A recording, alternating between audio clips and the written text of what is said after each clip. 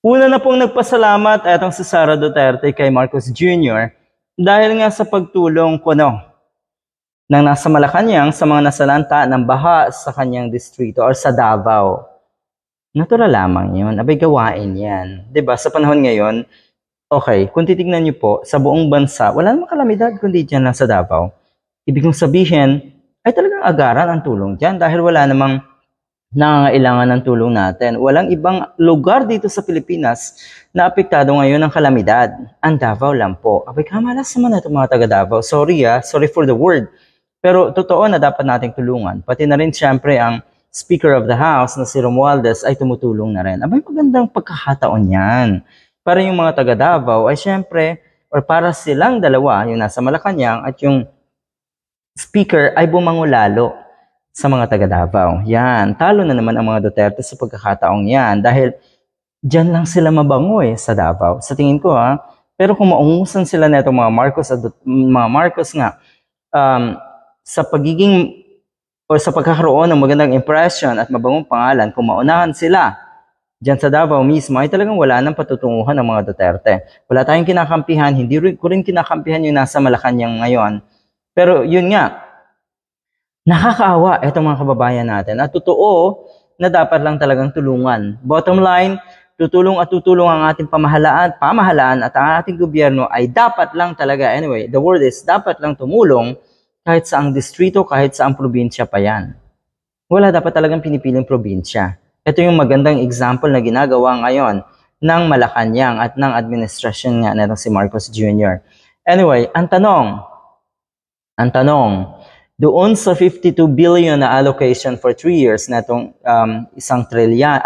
isang Duterte, itong si Pulong, saan nga ba napunta yan? So naandyan na naman po itong si Trillanes, bukod nga sa posibleng paimbestigahan itong 52 billion na ito. Abay, napakalaking pera na sana daw ay napunta sa mga proyekto para kahit paano ay maiwasan ang pagbaha. Maganda rin na sana ay napunta sa mga proyekto katulad ng pabahay. So anong nangyari?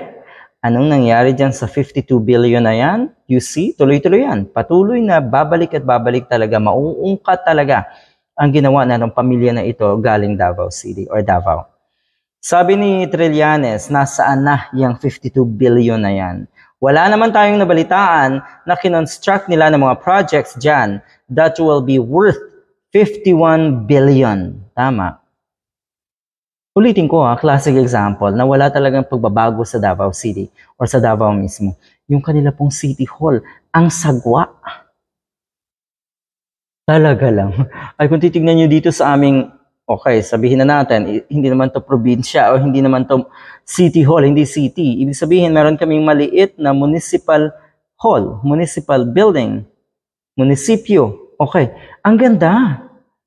Walang-wala yung sinabi o yung City Hall na yan sa Davao. Yun po ang magandang example, classic example na ibig sabihin, mukhang napupunta talaga sa wala ang mga pondo na naibibigay dito sa Davao City. Ay katindi, walang nabalita ang malaking proyekto. Totoo yun, wala. Meron ba dito ang taga Davao? Ano pong proyekto ang merong maipagmamalaki ang Davao? Bukod sa kuno ay peace and order, yung peace and order na yan, napakatagal lang usapin. Most or cleanest city din daw. Gumamit lang kayo ng mga vloggers na taga Davao at mga DDS para gumawa ng ganyang propaganda. Pero ang totoo, kabaliktaran. Yung nalaman ng mga kababayan natin. Hindi lang po within Davao, pati sa buong Pilipinas. Yun po ang pagkakakilala.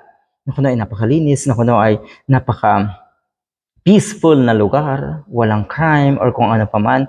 Yung pala ay puro kabaliktaran. Diyos ko po, ang daming drugs sa Davao. Ang daming kalamidad.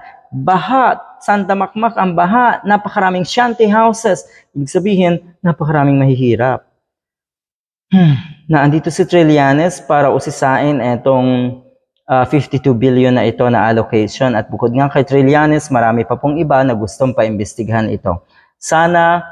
Sana ipagpatuloy nyo yung investigasyon na yan. Dahil kitang-kita na po kung ano ang naging epekto ng korupsyon dyan sa Davao.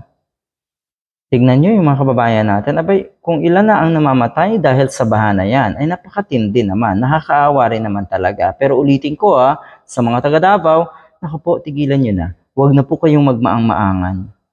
Alright? Tignan nyo ang nangyari sa inyo. Good luck!